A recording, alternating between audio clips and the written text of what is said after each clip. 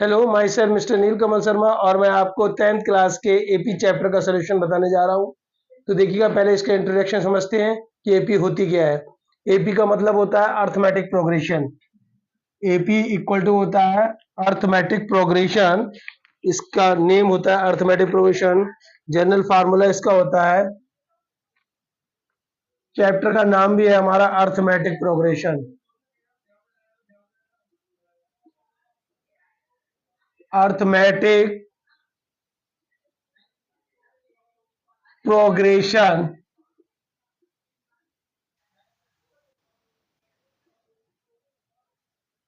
Progression arithmetic progression, ठीक है। Chapter 5 है ये 10th क्लास का, chapter number 5 arithmetic progression. AP की फुल फॉर्म होती है अर्थमेटिक प्रोग्रेशन। तो देखिएगा, इसका पहले आप जनरल फार्मूला जान लेंगे। जनरल फार्मूला आप एपी क्या होता है, देखिएगा।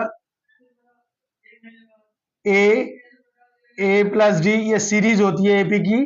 A plus D, A plus two D and so on, ये होती है इस तरीके से, ठीक है।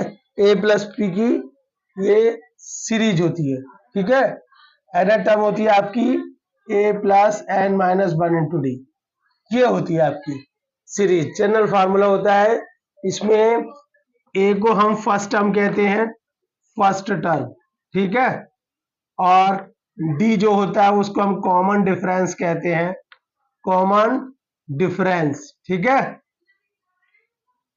ए को फर्स्ट टर्म कहते हैं, डी को कॉमन डिफरेंस कहते हैं। तो जो कॉमन डिफरेंस निकलता है वो कैसे निकलता है, कॉमन डिफरेंस निकलता है वो कैसे निकलता है, सेकंड टर्म में से फर्स्ट टर्म को लेस करते हैं या थर्ड टर्म में से सेकंड टर्म को लेस करते हैं। टू कंजुगेटिव टर्म्स का डिफरेंस जो होता है वो कॉमन डिफरेंस होता है, कंजुगेटिव टर्म। यानी कि इसको a2 माइनस a1 कह सकते हैं। A for a1 an, N term होती है, a2 सेकंड टर्म और माइनस फर्स्ट टर्म। और इसी तरीके से a3 माइनस a2 हो सकता है, एंड सो ऑन। इस तरीके से हम कॉमन डिफरेंस को फाइंड करते हैं, इसको हम कॉमन डिफरेंस कहते हैं, ठीक है। इसके बाद इसमें हमें कॉमन डिफरेंस फाइंड करने को आएगा, एपी फाइंड करने को आएगी, एपी देखने को आएंगे इनमें क्वेश्चंस की एपी किस तरीके की, क्या एपी है सीरीज, नहीं है। तो एपी सीरीज में क्या होता है, एपी सीरीज में कॉमन डिफरेंस हर टू कंजुगेटिव टर्म्स का कॉमन डिफरेंस इक्वल होगा। टू कंजुगेटिव टर्म्स का कॉमन डिफरेंस क्या होगा, इक्वल होगा, तो वो एपी होगी। जैसे कि अगर ये हमारे पास इक्वेशन दे रखी है एक 2 4 6 8, ये एपी है। इसमें क्या मिला, इसको कैसे पता लगा एपी है, देखिएगा। अगर मैं इन दोनों के बीच का डिफरेंस देखूं तो 2 मिलता है मुझे, इन दोनों के बीच का डिफरेंस देखूं 2 मिलेगा, इन दोनों के बीच का डिफरेंस देखूं तो 2 मिलेगा। ये डिफरेंस 2 आया ना, तो हर जगह का डिफरेंस क्या है, हर टू कंजुगेटिव टर्म्स का डिफरेंस 2 है, यानी कि सेम है, सेम है, तो ये एपी है। अगर कंजुगेटेड टर्म्स का टू कंजुगेटेड टर्म्स का डिफरेंस सेम नहीं होगा किसी सीरीज में, तो वो एपी में नहीं होंगी। फॉर एग्जाम्पल अगर मान लीजिए मैं इसको देख लूं 1 3 7 9 11 और मैं पूछूं क्या ये एपी है, तो इसमें क्या देखेंगे, फिर कॉमन डिफरेंस देखेंगे। इस और इस टर्म का कॉमन डिफरेंस देखेंगे 2 आ जाएगा, इस और इस टर्म का कॉमन डिफरेंस देखेंगे 4 आएगा, इस और इस टर्म का देखेंगे फिर 2 आएगा, और इस टर्म का मान लीजिए 12 कर दीजिए, इस टर्म का देखें तो कितना आ जाएगा, 3 आ जाएगा। देखिए हर जगह का हर टू कंजुगेटिव टर्म्स का डिफरेंस क्या है सीरीज में, सेम नहीं है। अगर सेम नहीं है तो वो कहेंगे वो एपी में नहीं होगी, ये एपी में नॉट इक्वल टू एपी, ये एपी सीरीज नहीं है। और ये क्या चीज है, ये एपी है, ये हमारी एपी है। इसमें कॉमन डिफरेंस क्या आया, सेम आया। इसमें कॉमन डिफरेंस सेम नहीं आया तो एपी सीरीज नहीं है, ठीक है। तो हमें एपी के बारे में पढ़ना है, उसमें कॉमन डिफरेंस निकालना है, ये पता लगाना है कि एपी है सीरीज या नहीं है, एपी की नेक्स्ट टर्म लिखनी है। तो ये हम आपको इस तरीके से एपी आपको बताइए। अब एपी का हम आगे के फॉर्मूले बता रहे हैं, जो यहाँ पर फर्स्ट एक्सरसाइज में तो यूज नहीं होंगे, लेकिन आगे के लिए यूज होंगे। तो देखिएगा क्या होता है एपी का, एक होती है nth term of AP, all formula मैं बता दे रहा हूं यहाँ पर एपी के ऑल फार्मूलाज, इंट्रोडक्शन पूरा दे रहे हैं एपी का। तो देखिएगा, एक होती है एना टर्म, क्या बोलते हैं इसे? एना टर्म, एना टर्म बोलते हैं इसे, एन से डिनोट करते हैं। लास्ट टर्म भी बोलते हैं, सीरीज की लास्ट टर्म इसे बोलते हैं। मतलब इस एना टर्म, इसका नाम क्या हो सकता है? इसे nth term of the series बोलते हैं, एना टर्म ऑफ सीरीज।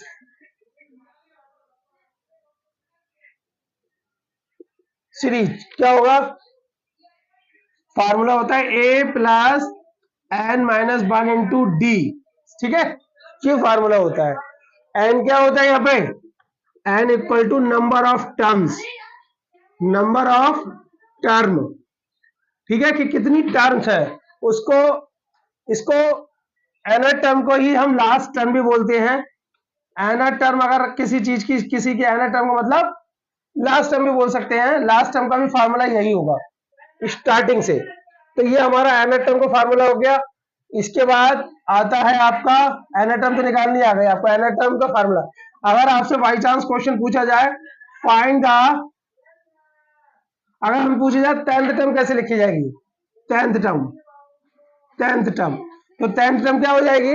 अगर हम लिखे टेंथ टर्म को लिख के दिखाओ इस फॉर्मूले के अनुसार, तो टेंथ टर्म में क्या हो जाएगी? ए प्लस 9d, ए प्लस 9th टेंथ टर्म कैसे लिखेंगे? ए टेंथ अगर हम लिखना चाहें, ए एनथ कितना होता है? A plus N minus one into D. और अगर हम ए 10 लिखना चाहते हैं तो 10 क्या हो जाएगा? एन की जगह 10 रख देंगे, क्या रख देंगे? 10 रख देंगे। तो ये हो जाएगा 10 माइनस वन इंटू डी, यानी हो जाएगा ए प्लस 9d। छोटी छोटी बातें हम आपको बता रहे हैं, यहाँ पर ध्यान से देखिएगा। ए प्लस 9d, यानी कि अगर टेंथ टर्म लिखी जाएगी तो ए प्लस 9d लिखी जाएगी। सिमिलरली अगर हम एट टर्म लिखना चाहें तो एट टर्म क्या हो जाएगी?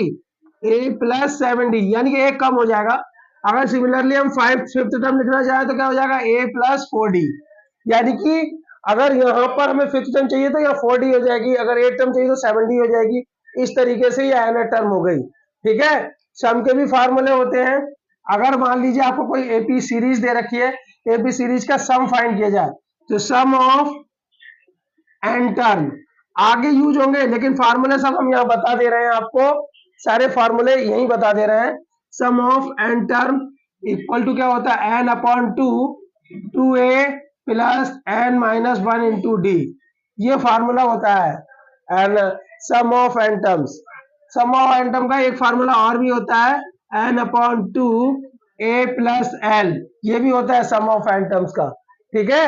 अगर आपसे पूछी जाए कि एक क्वेश्चन और आता है, लास्ट टर्म निकालिएगा, last term from the end, last term from the end, from the end, last term from the end कभी पूछी जाए तो इसको निकालने का सीधा सीधा एक क्वेश्चन होता है, N minus one into D. Formula याद कर लेना, ज्यादा झंझट करने की जरूरत नहीं है। L minus N minus one into D, ये last term from the end, यानी जब सीरीज शुरू होती है उसके एंड से लास्ट टर्म निकालने का फार्मूला, ठीक है। तो ये हो गया आपका, ठीक है, nth term from the last, last term नहीं है, हाँ, N term from the last, N term from the last, N term from the last का फार्मूला ये है। N term from the starting का फार्मूला ये है, N term from the last का फार्मूला ये है, L minus N minus one into D. N term from the end, N term from the starting ये है। तो देखिएगा, अब हम एक्सरसाइज स्टार्ट करते हैं क्वेश्चंस की। तो देखिएगा, आपकी एक्सरसाइज नंबर 5.1, देखिएगा एक्सरसाइज नंबर 5.1 निकाल रहे हैं। फर्स्ट क्वेश्चन है आपको, क्या कह रहे हैं? In which of the following situation does the list of numbers involve make in arithmetic progression and why? In which the following situation does the number involve make an arithmetic progression and why? तो आपको ये situation को arithmetic progression में लिखना है, arithmetic progression में लिखना है। फर्स्ट क्वेश्चन क्या कहता है आपका? फर्स्ट का फर्स्ट पार्ट क्या कह रहा है? कह रहा है कि the taxi fare of each kilometer when the fare is rupees 15 for the first kilometer and 8 rupees additional kilometer, यानी कि charge of taxi for first kilometer दे रखा है ₹15, यानी कि ये फर्स्ट किलोमीटर का चार्ज दे रखा है। और फिर और क्या दे रखा है, first kilometer and ₹8 each additional charge, और ईच एडिशनल चार्ज कितना दे रखा है, ₹8। क्या समझे आप? अर्थमेटिक प्रोग्रेशन में इसे लिखना है तो कैसे लिखेंगे, charge taxi for first kilometre, जैसे हमें कई किलोमीटर दे रखे हैं, मान लीजिए 10 किलोमीटर हमें दे रखे हैं, लेट कर लीजिए, तो फर्स्ट किलोमीटर का चार्ज ₹15 दे रखा है, और बाकी जो नेक्स्ट किलोमीटर का चार्ज बनेगा उसमें ₹8 ऐड होंगे, फिर नेक्स्ट बनेगा फिर उसमें ₹8 ऐड होंगे, इस तरीके से आपके चार्जेस लगेंगे। ठीक है, तो अर्थमेटिक प्रोग्रेशन में क्या हो गया, ये आपका फर्स्ट किलोमीटर का चार्ज है, इसे ए मान लिया, ये फर्स्ट टर्म हो गई। एडिशनल चार्ज यानी कि आपका डी, इसको डी मान लिया कि डिफरेंस हो गया, ये एडिशनल चार्ज बढ़कर लग रहा है ₹8 हर किलोमीटर के लिए, एवरी किलोमीटर के लिए ₹8 बढ़कर लगेगा, तो उसे हमने डी मान लिया। और हमारे पास एपी जो आएगी वो कैसी आ जाएगी, एपी होती क्या, एपी की series A plus D, A plus 2D and so on. तो ए कितना था, 15, फर्स्ट किलोमीटर का आ गया चार्ज, फर्स्ट टर्म आ गई। सेकंड टर्म सेकंड किलोमीटर जिसमें होता है 15 प्लस 8, दूसरा 15 प्लस 2 इंटू 8 तो कितना हो जाएगा, 15, 23, 15 और यानी कि हो जाएगा 31। इस तरीके से ये सीरीज फाइंड हो गई। हमें सब में ऐसे क्वेश्चनों में सीरीज फाइंड करनी है। 1 का सेकंड पार्ट देखेंगे, क्या बोल रहे हैं कि the amount of present in cylinder when the vacuum pump removes 1/4 of the air remaining in the cylinder at a time। तो इसके लिए भी एक हमें सीरीज बनानी है। क्या कह रहे हैं कि जब क्या कहते हैं, मान लीजिए कोई सिलेंडर है और उसमें जो है एयर का वॉल्यूम जो है वो बी मान लीजिएगा आप, लेट ले लेंगे बी, और वैक्यूम पंप जब रिमूव करते हैं तो 1/4, वैक्यूम पंप से क्या होता है, रिमूव करते हैं 1/4 ऑफ एयर रिमेनिंग हर बार में। जैसे बी है तो बी में से 1/4 लेस कर लिया, उसके बाद जो आया उसमें से उसका ही 1/4, इस तरीके से सीरीज बनेगी। तो पहले लिखेंगे let the volume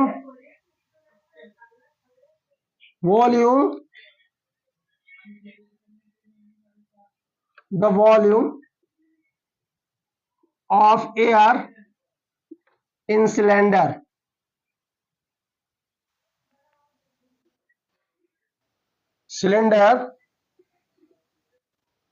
equal to B। ठीक है, क्या कब हो रहा है, volume of air removes, volume of air remove from cylinder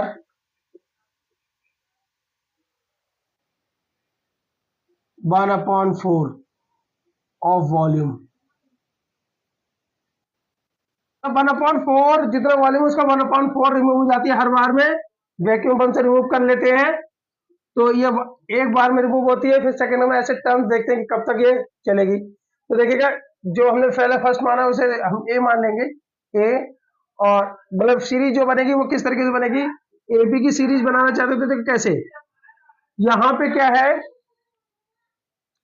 कि जैसे फर्स्ट टर्म अगर इसकी निकालनी है तो बी में से 1/4 बी लेस करोगे, यानी क्या हुआ, बी वॉल्यूम सिलेंडर में था, उसमें से 1/4 वॉल्यूम रिमूव कर दी, फिर क्या हुआ, बची कितनी, रिमेनिंग कितनी बचेगी, देख लेते हैं। यहीं पे फर्स्ट टर्म निकालते हैं, हम ऐसे करके दिखाएंगे, अभी आपको सीरीज एक साथ नहीं लिखवाएंगे, फर्स्ट टर्म लिखवाना है पहले।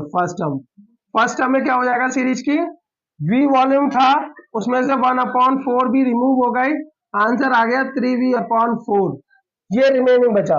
अब इस रिमेनिंग में से दोबारा 1/4 इसी वॉल्यूम की रिमूव होगी, यानी कि सेकेंड टर्म के लिए क्या हो जाएगा, सेकेंड टर्म के लिए 3/3v/4 था, उसमें से 1/4, और यही वॉल्यूम जो रिमेनिंग रहेगा इसी की 1/4 लेस होगी ये, तो बच जाएगा आपका कितना 3v/4 माइनस 3v/16, यानी बचेगा आपका एलसीएम ले लीजिए 16, 4 4 जे 16, 4 3 जे 12 माइनस 3v, यानी 9v/16 ये बच जाएगा। ठीक है, ये इस तरीके से, तो ये फर्स्ट टर्म हो गई, ये ऐसे करके आपको बन गई। तो सीरीज क्या बनेगी, सीरीज सीरीज क्या बनेगी, सीरीज में क्या होता है फर्स्ट टर्म तो यही थी हमारी, थी ना, ये डी था कॉमन डिफरेंस, अगर हम उसके हिसाब से दिखाएं तो उसके हिसाब से भी दिखा सकते हैं। तो ठीक है, 1/4 रिमूव हो रहा है, तो कैसे लिखेंगे, अब हमें डी निकालने की जरूरत ही नहीं है, रिमूव हो रहा है, तो फर्स्ट टर्म हमारी है वी, दूसरी क्या हो जाएगी 3v/4, तीसरी क्या हो जाएगी 9v/16, और जो एनसीईआरटी के हिसाब से लिखेंगे, देखो बेटा यहां तक दिख रहा है बी 3v/4 ऊपर दिख रहा है सही तरीके से, ये एनसीईआरटी में इस तरीके से लिखा हुआ है। फिर क्वेश्चन को समझ लीजिए, इस क्वेश्चन को, ये क्वेश्चन है क्या है, volume of the air in cylinder B दे रखा था, वॉल्यूम रिमूव हो रही वैक्यूम पंप के द्वारा कितना 1/4 बी, तो फर्स्ट टर्म यही है, सेकेंड टर्म ही निकली है ये, sorry second term, first term तो हमारी थी वॉल्यूम बी था, ये सेकेंड और ये थर्ड है। ठीक है, क्या हुआ, पहले तो फर्स्ट टर्म में हमारे बी था, क्या था बी वॉल्यूम था, सेकेंड टर्म में क्या हुआ बी में से 1/4 रिमूव हो गया, 3/4 भी बचा, जितना वॉल्यूम पब में बचा है उतने से ही 1/4 रिमूव किया है, यानी फिर 3/4 बचा, उसमें से 3v/4 का 1/4 लेस कर दिया, तो इस तरीके से 9v बच गया और ये सीरीज हमारी बन गई। ठीक है, ये सीरीज हमारी बन गई, इसके कॉमन डिफरेंस हर जगह क्या है सेम है, क्या होगा 1/4v ही निकलेगा, क्या निकलेगा 1/4v। हम अगर इस सीरीज को और तरीके से बनाना चाहें तो देखो एक तरीके से वही a+a+b के उससे भी बना सकते हैं, देखिएगा एपी जो सीरीज होती है ऐसा नहीं है कि वो एडिशन से ही बने, सब्ट्रैक्शन से भी बन जाती है। ठीक है, सब्ट्रैक्शन से भी बनेंगी, कॉमन डिफरेंस बराबर होना चाहिए, कॉमन डिफरेंस क्या होना चाहिए एपी के लिए बराबर, एडिशन सब्ट्रैक्शन किसी से भी बन सकती है। ठीक है,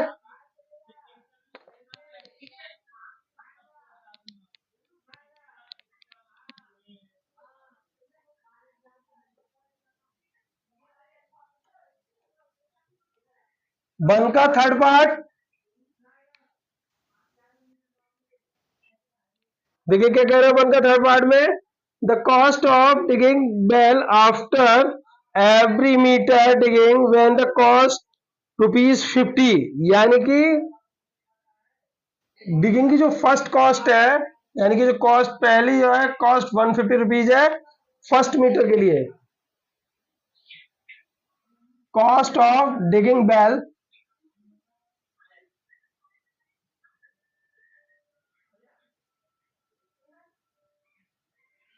फॉर फर्स्ट मीटर डिगिंग करने की कॉस्ट है ₹150, आगे के जो किलोमीटर है शुरू की कॉस्ट ये है, फिर उसके बाद में कॉस्ट जो है वो राइज होती जाती है, rises cost of digging bell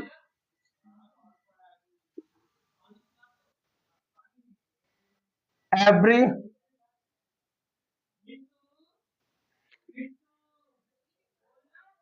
metre,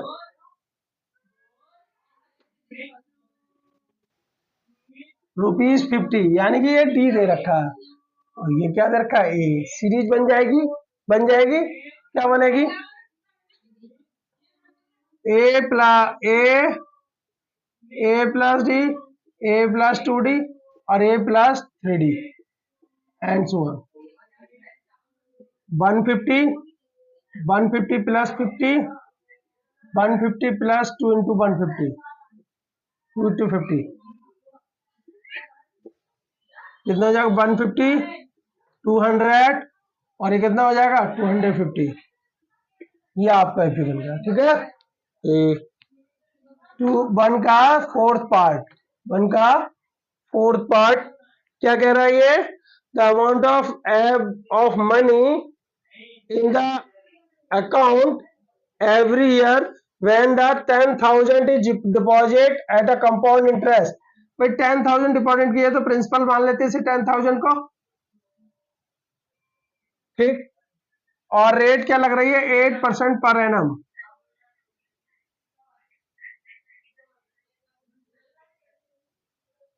amount of every year का ये है, तो ये क्या पूछ रहे हैं आपसे, the amount of money in account every year when the 10,000 is deposit, क्या हो रहा है, compound interest eight 8% per annum. 8% per annum के हिसाब से कंपाउंड इंटरेस्ट था, कंपाउंड इंटरेस्ट तो क्या हो जाएगा,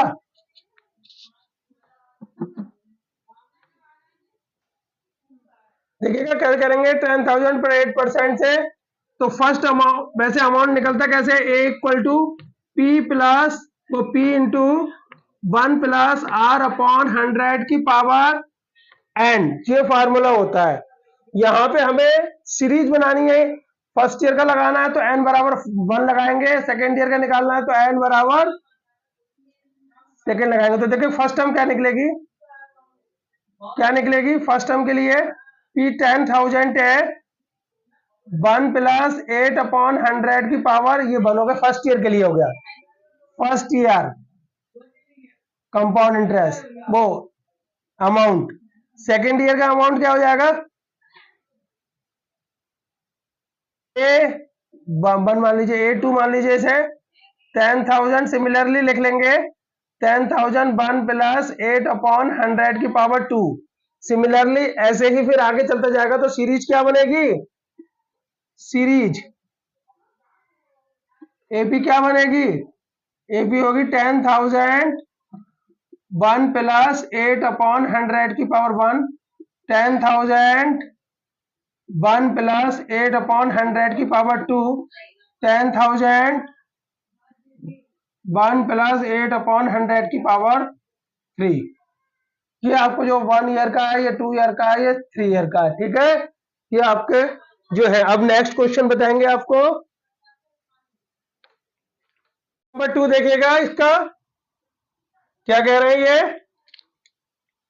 right the first 4 terms of AP when the first term a and common difference are the given। बहुत इजी क्वेश्चन है ये, देखिएगा सब मुझे बताना नहीं चाहिए लेकिन फिर भी मैं बता दे रहा हूं आपको, d इक्वल टू 10, इससे ज्यादा इजी क्वेश्चन नहीं मिलेंगे आपको। सीरीज चाहिए तो a plus A D, A plus 2d, इस तरीके से जनरल सीरीज होती है, तो आप लिख दीजिए 10 और 10 प्लस 10 और 10 प्लस 2 इंटू 10, क्या हो जाएगा 10 20 और 30, ये क्वेश्चन हो गया आपका। सेकंड पार्ट देखिएगा, a इक्वल टू माइनस का 2 और d इक्वल टू 0, क्या बात है, a plus D, a plus 2d, ये जनरल सीरीज होती है, तो a इक्वल टू माइनस का 2 प्लस 0 माइनस का 2 प्लस 0, यानी कि ये क्या होगा माइनस का 2 और माइनस का 2, ये सीरीज आपकी बनी। क्या कह रहे हैं, right first 4 terms of the series, 4 term लिखनी है, तो 4 टर्म लिखने के लिए a प्लस 3d भी लेना पड़ेगा, तो लिख लेंगे a प्लस 3d, इस तरीके से लिखोगे तो 10 कितना हो जाएगा प्लस 3 इंटू 10, यानी कि 40 और हो जाएगी एक टर्म्स। इसमें भी आप फर्स्ट 4 टर्म्स लिखनी है आपको एपी की, फर्स्ट 4 टर्म्स ऑफ एपी, ठीक है, फर्स्ट 4 टर्म्स लिखनी है, तो एक टर्म्स और लिख लीजिए a प्लस 3d, कितना हो जाएगा, d बराबर 0 है तो वही माइनस का 2 रहेगा, 4 ये माइनस का 2 का थर्ड पार्ट देखिएगा, a इक्वल टू 4 और d इक्वल टू माइनस का 3, सही है। क्या करना है, a plus D, a plus 2d, 4 term लिखनी है ना, 4 टर्म लिखनी है, इसलिए 4 टर्म्स हो गई, 1 2 3 4, ठीक है, 4 टर्म्स ही लिखनी है, तो हम सीरीज नहीं लिख रहे हैं, वो 4 टर्म्स लिख रहे हैं।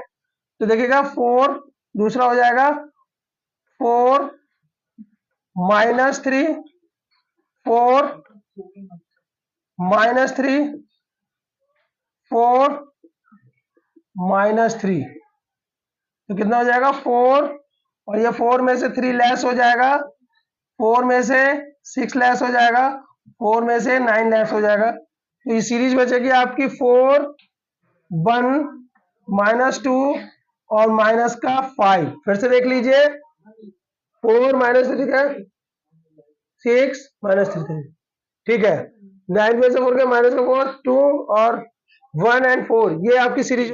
2 का फोर्थ पार्ट देखेगा क्या है आपका, अभी डाल दें, a इक्वल टू माइनस का 1 और d इक्वल टू 1/2, ठीक है। तो a plus D, a plus 2d, 4 terms लिखनी है हमें, लिख देंगे 3d -1 प्लस 1/2 -1 प्लस 2 इंटू 1/2, और ये कितना हो जाएगा -1 प्लस 3/2, 3 इंटू 1, कितना हो जाएगा माइनस का 1, ये माइनस का 1/2, ये हो जाएगा आपका 2 से 2 कट गया 0, और ये हो जाएगा आपका माइनस का 1 प्लस 3/2 यानी कि 1/2, तो माइनस 1/2 0, और ये 1/2, 2 का थर्ड पार्ट, फोर्थ पार्ट, और ये फिफ्थ पार्ट लास्ट।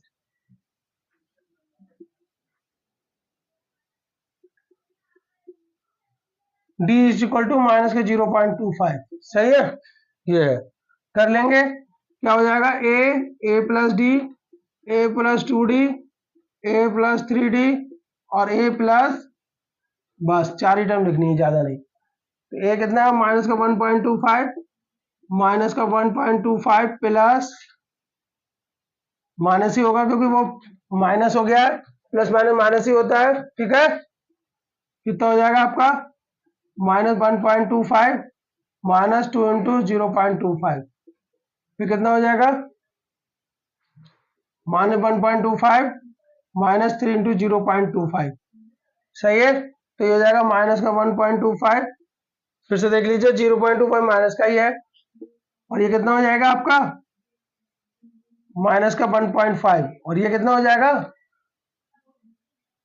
माइनस का 1.25, और ये प्लस 0.5, ये कितना हो जाएगा माइनस का 1.25, और ये हो जाएगा माइनस 0.75, ठीक है, ऐड कर लीजिए, तो ये हो जाएगा माइनस का 1.25 माइनस का 1.5, और ये हो जाएगा माइनस का